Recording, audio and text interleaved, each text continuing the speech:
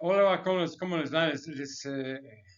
Les saludo con afecto y agradecido que están pendientes a este tipo de videos. Es un audiolibro que trato de hacer llegar a ustedes de una manera directa y sobre todo porque pues, yo fui el autor de este libro. Entonces, miren, vamos al capítulo sexto. Estábamos hablando en la ocasión pasada sobre Jesucristo, o sea, lo que les decía a sus apóstoles, que eran sus sacerdotes personales, como que él dice, pero ¿qué le diría Jesucristo a los sacerdotes después de los apóstoles? O sea, apóstoles fueron 12 y lo que usted y toda la historia de esto fue muy importante para Jesucristo y para la historia del cristianismo. Pero ¿qué les diría Jesucristo a los sacerdotes después de los apóstoles? O sea, que muchos son los llamados y pocos los escogidos. No debemos dudar que Dios sigue enviando mensajes, eso lo he reiterado siempre, para quien sea elegido para entenderlos. O sea, como alguna ocasión le dijera a Jesucristo, y esto está en Mateo 13 y versículo 11, a sus apóstoles, que solamente algunos serían los favorecidos o dados a saber de los misterios del reino de los cielos, porque ellos verán y escucharán lo que los demás no. O sea, fueron escogidos por Dios y por Jesucristo, ¿no? O sea, quien descubra que ha llegado a él la fuerza del Espíritu Santo, o sea, la palabra de Dios, llevará a cuestas la responsabilidad de alcanzar con sus actos la categoría del nuevo apóstol. O sea, nadie lo sabrá, solamente el elegido y sobre todo que, que sea capaz de hacer algo de lo que realizó Jesucristo y sus apóstoles, por supuesto, con la gracia de Dios, la bendición de Dios. O sea, que esto quiere decir de curar enfermos y resucitar muertos. Bueno, quien lo haga, pues hay que saberlo, ¿no? Porque entonces fue escogido por Dios. Posiblemente se han curado, seguramente se han curado enfermos en el nombre del Hijo de Dios, pero pocos en todos los siglos que han pasado después de la muerte de Jesucristo podrían asegurarnos de que les han dado nuevamente la vida a su Hijo, al sacrificio y fundar la religión cristiana. O sea, la religión del amor para la vida eterna. O sea, después de los 2000 años de instaurada o establecida la sucesión del apóstol Pedro, más o menos son 265 sumos pontífices en el Vaticano. O sea, Jesucristo les decía a los actuales sacerdotes o pastores que serían parte, sobre todo, del gran esfuerzo de evangelización en el mundo y que no descansaran en su esfuerzo. Eso es lo que les diría Jesucristo a quienes pretendemos hacer que sus palabras y su obra perduren. O sea, también que Jesucristo les diría a los apóstoles actuales, bueno, si es que hay algún apóstol nuevo y que no lo sabemos, que no llevaran ni oro ni cobre en sus cintos, cuanto recorrieran las poblaciones predicando. Esto está en Mateo 19. A los sacerdotes actuales, por ejemplo, porque les estoy diciendo lo que les dijo a sus apóstoles en ese entonces, Jesucristo, ¿no? Entonces, a los sacerdotes actuales les diría que se observara su sencillez y humildad en lo que adquirieran, o sea, para su uso, o sea, sin automóviles suntuosos, ni habitaciones sobradas de comodidades, ni alimentos especiales o sofisticados. O sea, a los 12 apóstoles, hasta los primeros sacerdotes, ¿no?, del mundo cristiano, les dijo Jesucristo, eso está en Mateo 10, versículo 10, esto les dijo, que no llevaran comestibles para el camino.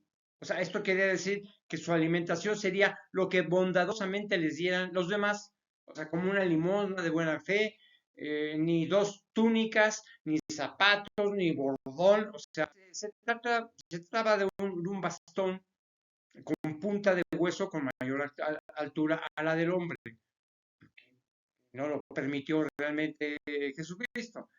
Y se les decía, los decía, porque el obrero, eso está en Mateo 9:37, es digno de su alimento. Y no confundamos que un sacerdote pueda alimentarse y sobrevivir gracias a la prédica del Evangelio y otra exagerar en el uso de los beneficios económicos pues, que produce la espiritualidad. Y lo sabemos todos. A los sacerdotes y pastores actuales, ¿qué les diría Jesucristo si viviera o regresara para que se actuaran conforme a lo que él dispuso?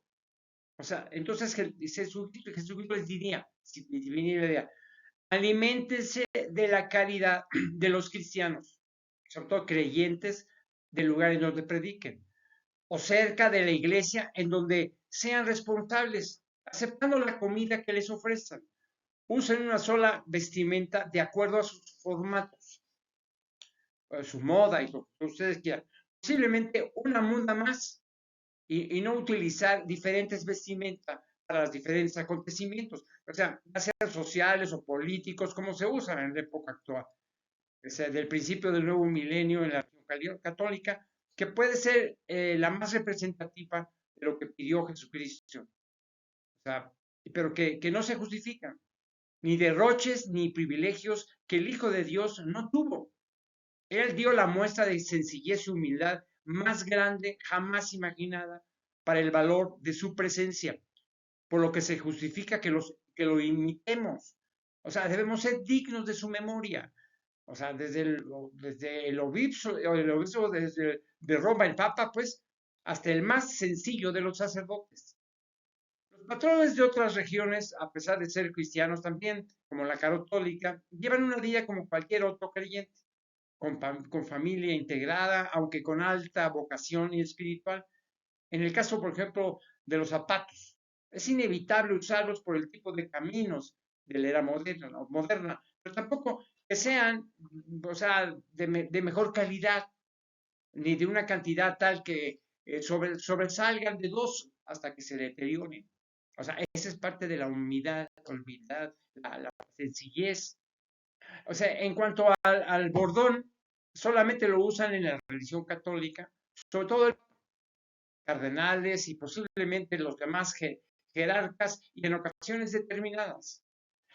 Su santidad, el Papa, debiese recordar que Moisés instituyó el bordón con una formalidad para los líderes de las tribus de Israel, pero Jesucristo lo consideró inapropiado. Recuérdelo, Jesucristo dijo, es inapropiado utilizar bordón.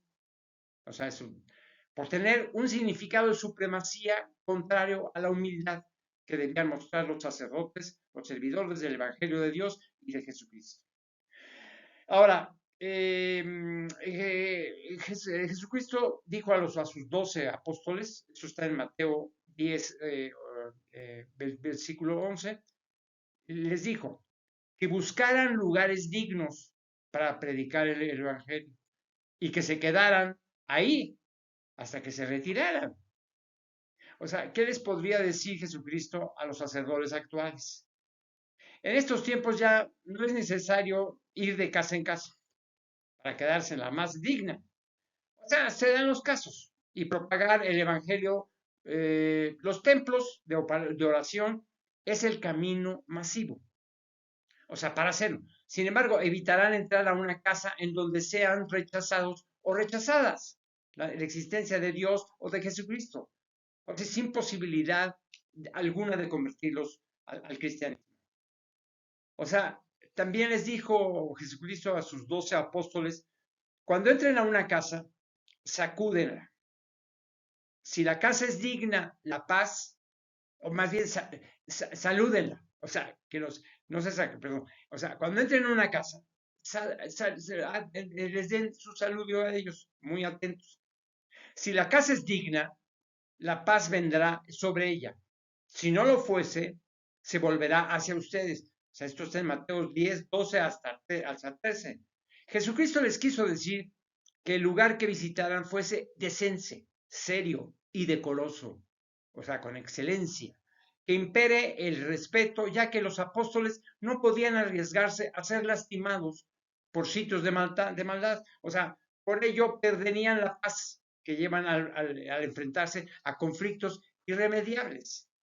Ahora, ¿qué les diría este sacerdote actualmente a los apóstoles? Si viniera y les diría, bueno, lo mismo que a los apóstoles, pero sobre todo considerando que los principios morales y de rectitud pues han perdido valor en el mundo actual por el rompimiento del concepto familiar en la mayoría de los hogares, de las casas, o sea, muchas de ellas, ¿no?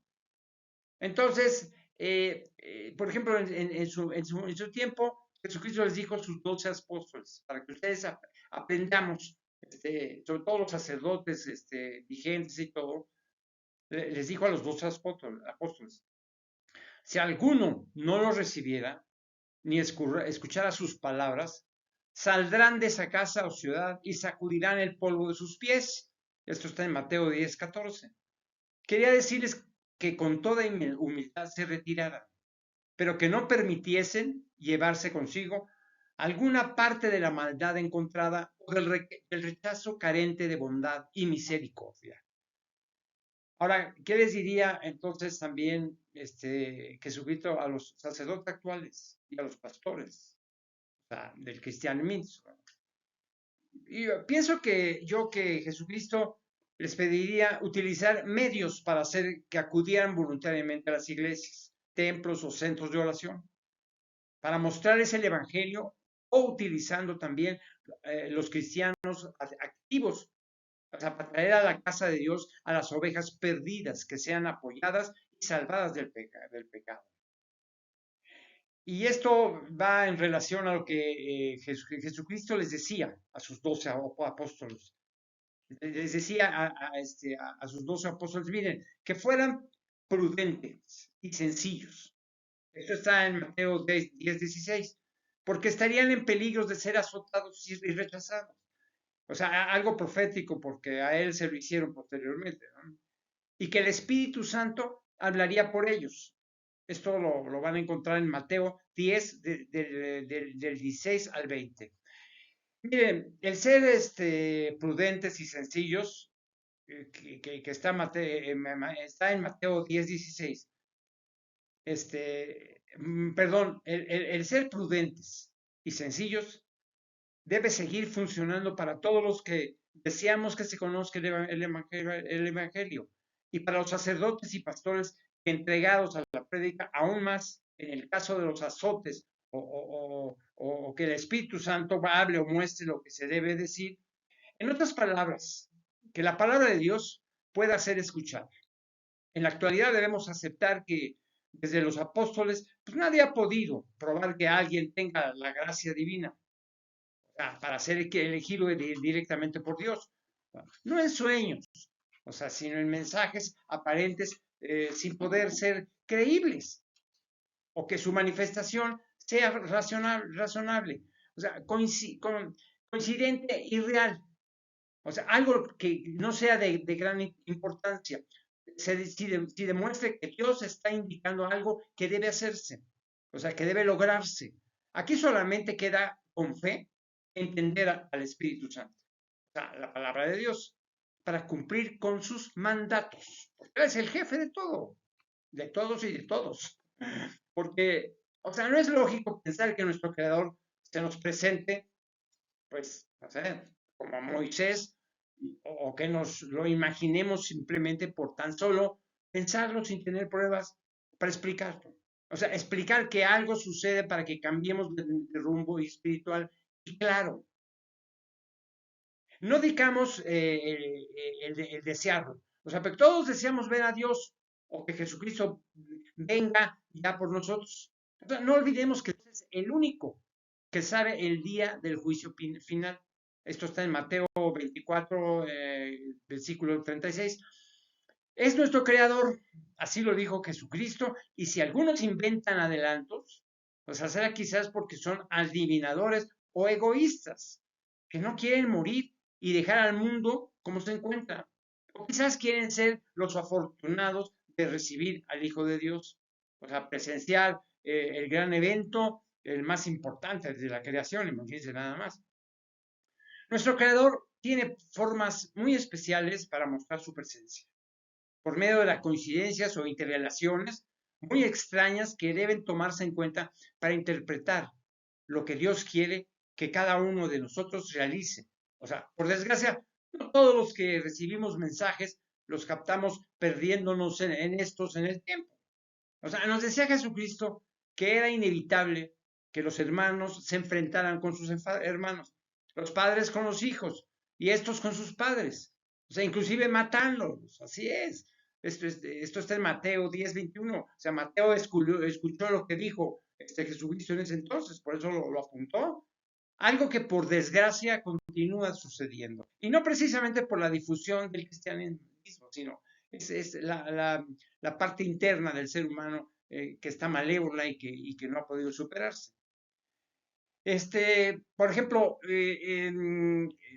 vamos a Jesucristo le decía a sus 12 apóstoles en ese entonces que defendiendo la palabra de Dios serían aborrecidos o perseguidos. Seguramente cumplió al salvarlos finalmente.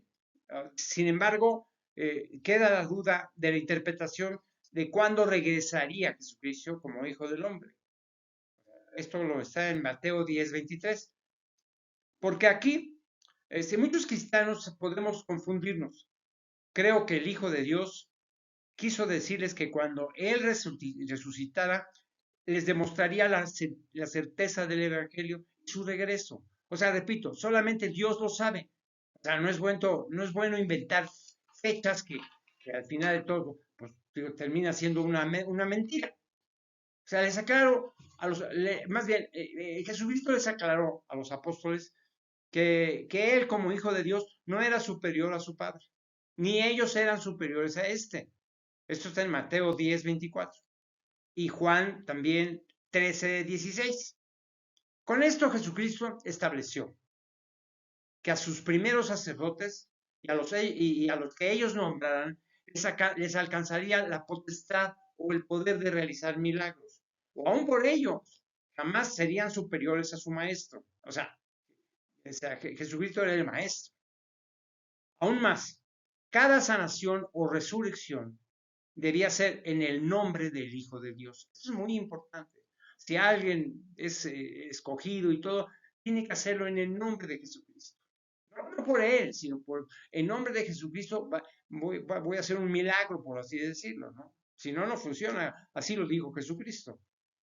O sea, lo realizado por los apóstoles, sobre todo con Pedro, el primer obispo de Roma y Pablo, que es Saulo también, quien fue el más activo difundiendo la doctrina hasta que fue reconocido el cristianismo en el año 313 después de Jesucristo. O sea, con la posteridad solo quedaba interpretar correctamente lo que nos hizo saber Jesucristo. O sea, una cosa es ser un buen sacerdote y otra un buen cristiano. Porque para lograrlo primero debe perfeccionarse lo segundo.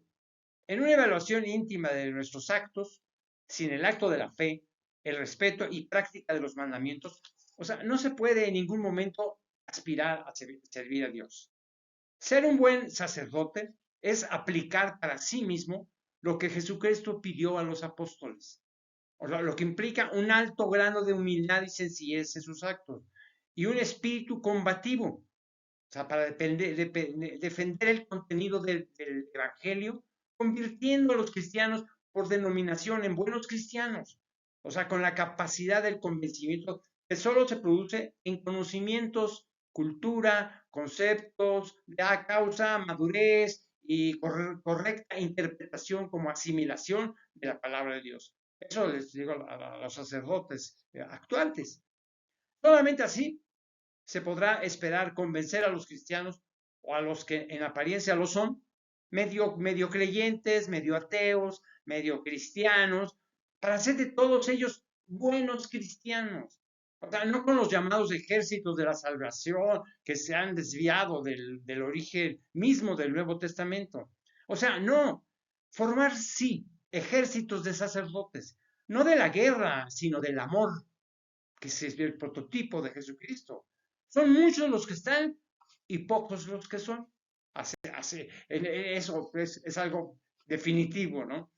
Un buen cristiano, usted dice, bueno, ¿cuál es un buen cristiano? O sea, un buen cristiano no solamente debe identificar a un buen sacerdote, porque realiza correctamente el procedimiento técnico del sacramento de la misa, o el desarrollo de las alabanzas con los pastores, sino que el contenido del sermón o la prédica, o sea, nos muestren a un representante de Dios, o sea, convencido de lo que él dice.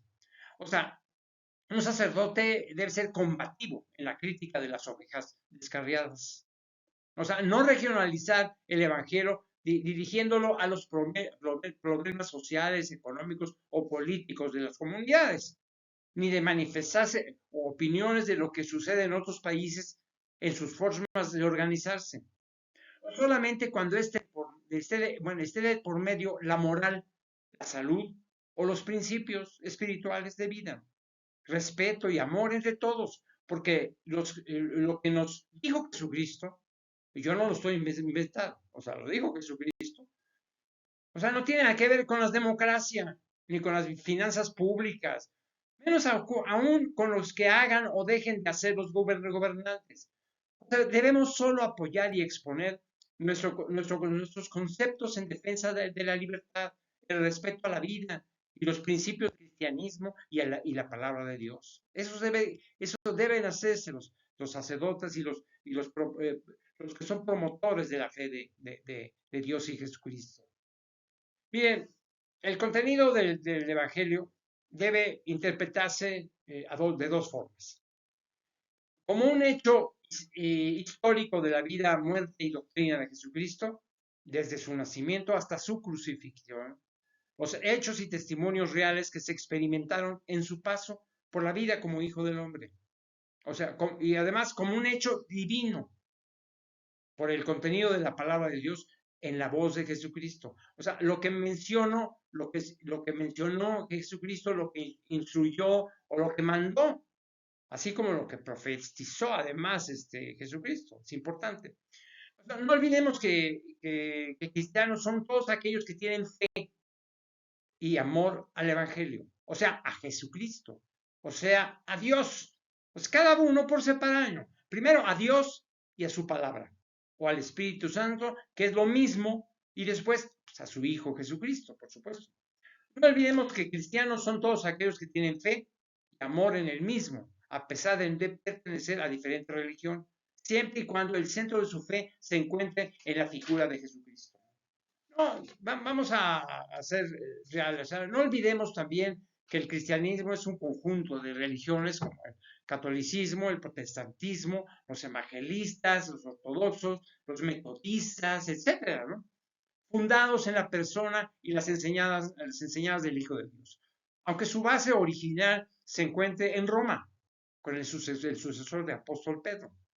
Todos aquellos enfrentamientos libres o provocados entre los cristianos, las religiones cristianas, presuponen o una falta de entendimiento o la palabra de Dios, o a la palabra de Dios. O sea, la palabra de Dios decía, amarás a tu prójimo como a ti mismo, o darle poca importancia a lo que nos dijo Jesucristo. Cualquiera que se enoje con su hermano será culpable de juicio, o le diga que necio o fatu. Esto está en Mateo 5:22. Hablo de hermanos, no solamente sanguíneos, porque Jesucristo se refirió a todos los seres humanos. Tomemos en cuenta que algunas organizaciones religiosas, ya sean regionales, nacionales o internacionales, promueven el distanciamiento de los cristianos al establecer territorios en las ideologías espirituales.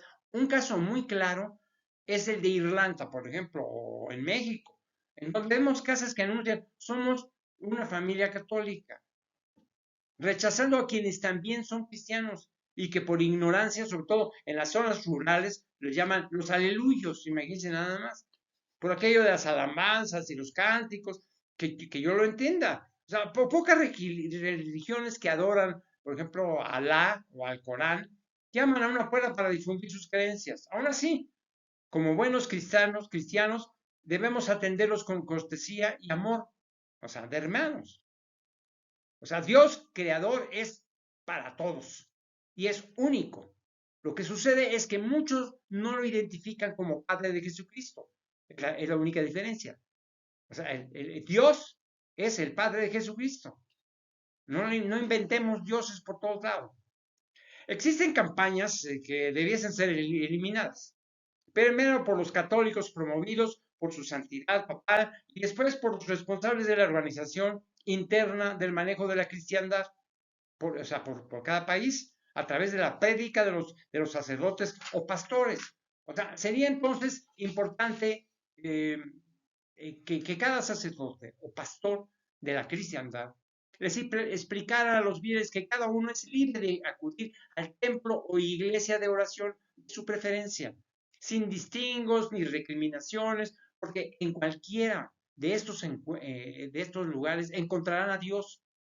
Y si dos o más creyentes piensan en el Hijo de Dios, se encontrará a un lado presente a Jesucristo, al Hijo de Dios, ya que a nuestro Creador lo encontramos en cualquier lugar y en cualquier momento, porque nos está observando permanentemente. O sea, quisiera entender y aceptar que las diferencias o divisiones de las clases cristianas nada tienen que ver con intereses económicos por el poder clerical, con la captación de las limosnas y menos aún que cada grupo maneje un Jesucristo diferente, de acuerdo a su conveniencia. O sea, ser un buen cristiano significa no solo respetar e involucrarse en los preceptos del Evangelio, sino en el encuentro con Jesucristo en donde Él esté presente, en cualquier iglesia cristiana, porque Dios se encuentra en todos lados, pero el Hijo de Dios se le debe buscar y se debe encontrar y se le debe adorar por sus palabras, por todos los que ustedes pueden imaginarse. Para finalizar en esas las advertencias a los apóstoles, Jesucristo les previno que no tuviesen temor ante la muerte. O sea, está en Mateo 10:28, del cuerpo. O sea, que no tuvieran temor ante la muerte del cuerpo, que cuidaran su alma y no caer en el pecado cuando dijo, temed más bien aquel que pueda destruir el alma y el cuerpo en el infierno. O sea, Jesucristo se refería a que al no respetar los mandamientos caerían en la maldad y serían condenados a la vida eterna, pero con Satanás o el diablo, que eso no sea. Eso está en Mateo 13:50, en donde llorarán y sufrirán. Para mí, la tierra va a ser el infierno, definitivamente. Se los iré explicando con el tiempo. Jesús les dijo también que no debían dudar a sus apóstoles y estar convencidos de su misión pastoral y divulgación del Evangelio, así como también se aplica a los actualmente pastores o a los padres, todo eso.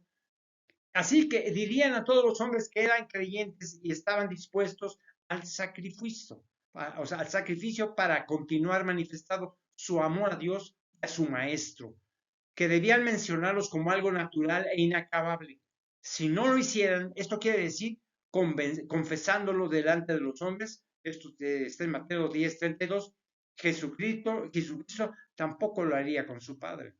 O sea, si nos estamos convencidos, pues Jesucristo no va a hablar por parte de nosotros, que estamos tratando de divulgar el Evangelio como debe ser y con toda la certeza del mundo. Les mando mi saludo afectuoso para todos ustedes. Sigan adelante con esto y espero que en mis palabras o mis nuevas palabras ahora que le estoy manteniendo con estos audiolibros, que pueda ser suficiente para que ustedes terminen siendo unos buenos cristianos. Hasta entonces nos vemos en la próxima.